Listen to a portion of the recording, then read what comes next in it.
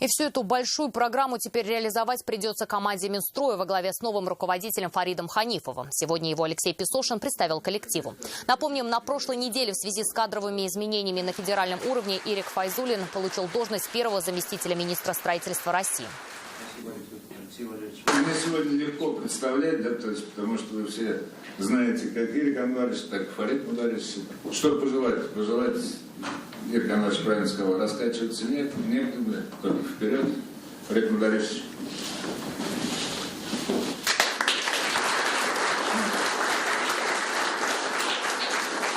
Новому министру строительства 59 лет, он родом из Набережных Челнов. Ранее Фарид Ханифов работал в администрации Елабуги, был замом в Минстрой Республики, а до своего назначения возглавлял казанский филиал главгосэкспертизы России. Я понимаю всю долю ответственности, которую взял на себя, то большое глубокое доверие, которое нам оказал президент Республики Татарстан Рустам Нургалиевич.